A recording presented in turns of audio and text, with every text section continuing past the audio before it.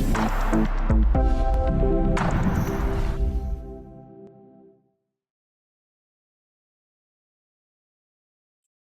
everyone, I'm back with another video, and in today's video we have an MSI laptop. It's an MSI Cyborg 15, and the exact model for this one is a 2025 model. The exact model in here is pretty long, it's a technical model. It says Cyborg 15 B2RWEKG-456MX, and it keeps continuing. That's the exact model in here. And in this video, I'm going to show you guys how you can open it up and how you can add or remove or upgrade the RAM for your laptop. If yours comes with an 8 gig or 16 gig, you can upgrade them up to 32 or 64 gig with no problem. We have done this for our client in the past, and I'm going to show you guys in this video a demonstration how to do those. And I'll give you a tip because I'll get lots of comment people saying once I upgrade the RAM, there's no power on my laptop and stuff like that. I'll tell you why, and we can get over that quickly. I'll leave the link for the tools and the compatible RAM that we use in the link in the video description in case you want to purchase yours.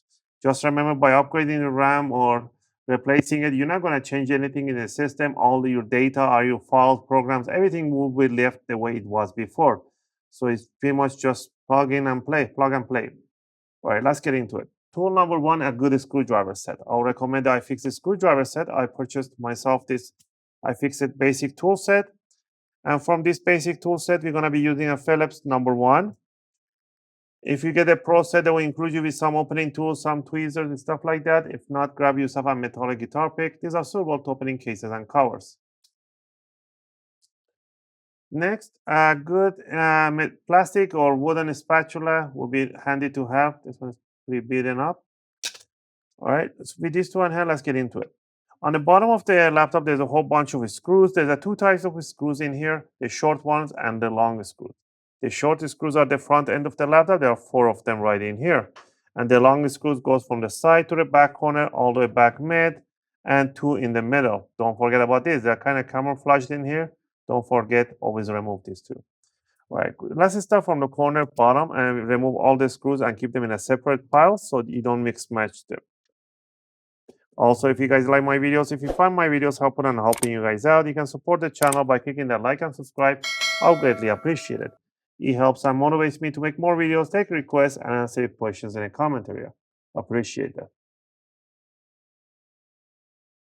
I'll put a little magnet on my screwdriver so it makes it easier to pull the screws up.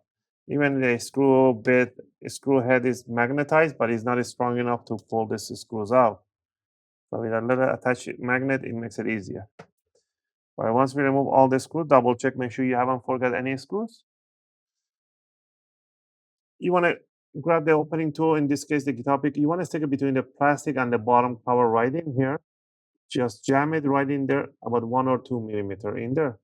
You see, even it shows the transparent right there. You want to rotate and you want to hear those click sounds. You want to hear those click sounds all around in the front end. Do this once every couple of centimeters. And once you did that, just lift up the front end and wiggle it around. Don't bring too much, but the tension in the back. Once you see the front is released and the side is released, just like that, and you want to let go. And we're going to go to the back corner. Right to the side of the hinges, right in here, you want to stick the guitar pick right in there, and you want to twist it. You want to hear that click sound right there. You want to do that on both sides, left and right. Once you hear that, you feel like you broke something, but you didn't. Just grab it and lift it up, bring it up. And there we go. Now we remove the bottom cover. We can see the whole battery. The RAM is right on under this metallic shield housing. To disconnect anything, first we want to disconnect the battery. To disconnect the battery, we need to remove this plastic. There's a transparent plastic in here. You want to detach that. You just put a spatula underneath and just lift off this tape from front end towards the back and make sure it releases all this metal in here. And then you want to grab the cable from here and you want to slide it back towards the back end of the laptop. That's how you can disconnect the battery. Once you did that, we need to remove this metallic tape right in here. It's a metallic gaffer's tape. Just remove it over this battery. Just hold it over. In here, the same thing. Bring it over. Now we're gonna use a spatula, put it under this metal cover right in here, and we need to lift it up. It's kind of hard. Let me see where I can get a better leverage. From the corner in here, I don't get a leverage in here. I can start in here. I can see a little gap, tiny gap in there.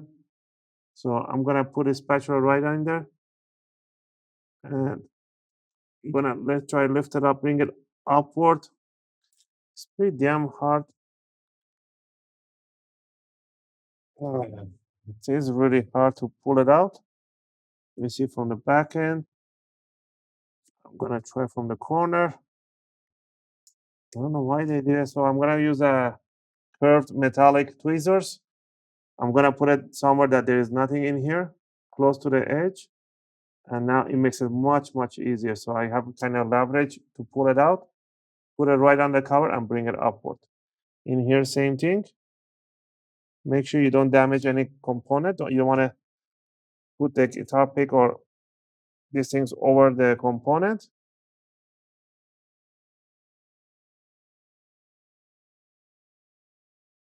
There we go. Lift it up and bring it up. This one has a lot of tape in here too. There we go.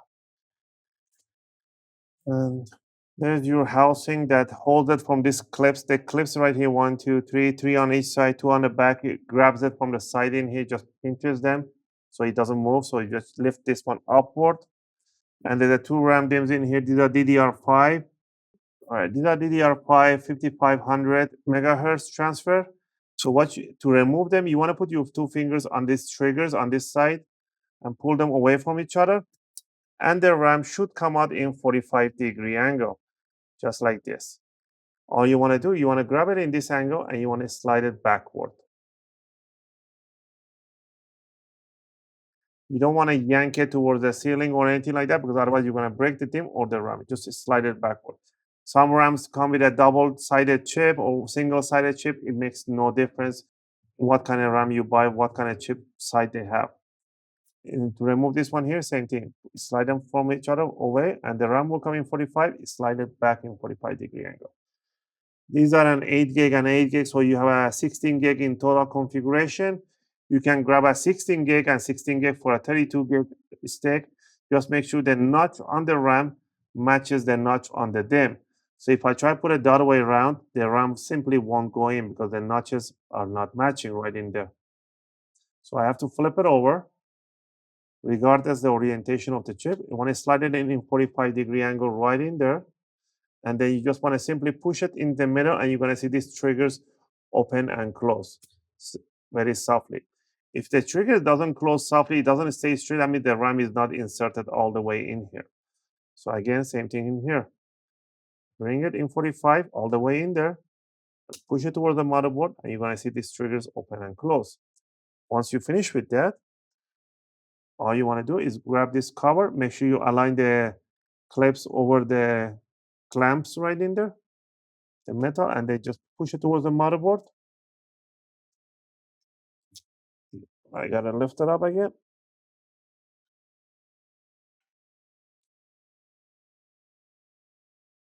Because I put this tape over, I gotta remove the tape. I was pinching the tape.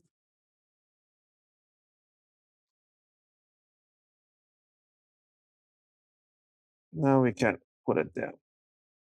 Push it down, put that tape over, and bring the cable in here. Slide the cable for the battery in here. Lift this one in, tape it in there.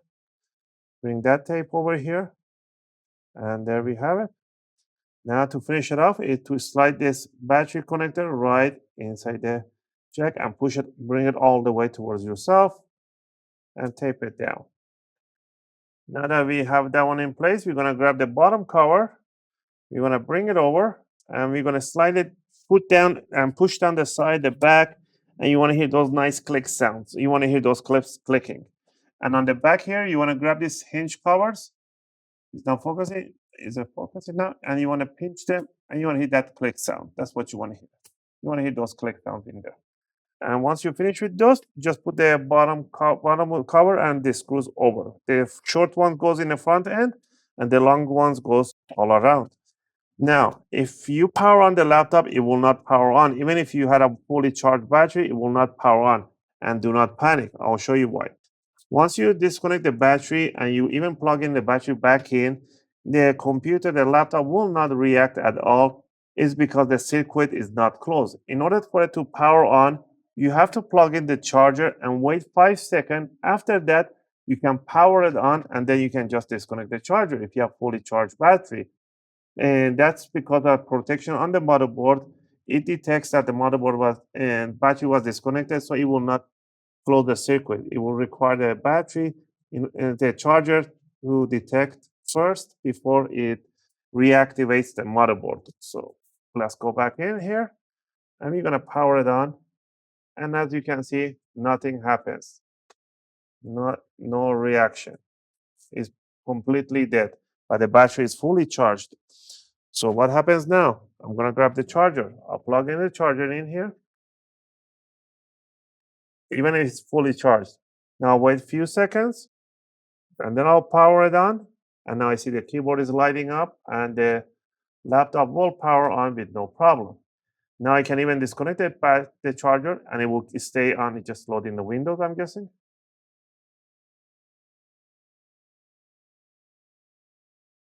Well, I guess no. I guess the battery is not charged. Let's plug it in. Power on.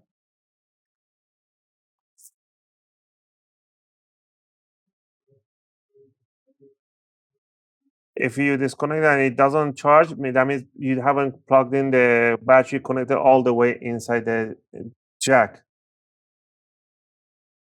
So let's say wait for the Windows to load.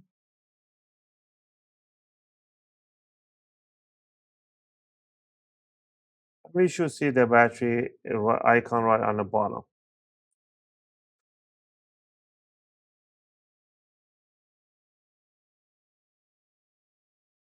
So I don't see the battery icon. That means the cable is not inserted fully inside the connector. So I'm gonna open up and insert it again inside the connector. And again, I hope you guys like this video and helped you guys out. If you have any questions or requests, feel free to leave them in a video comment. I'll try to answer them as soon as I can. As always, thanks for watching, and I'll see you guys in my next video.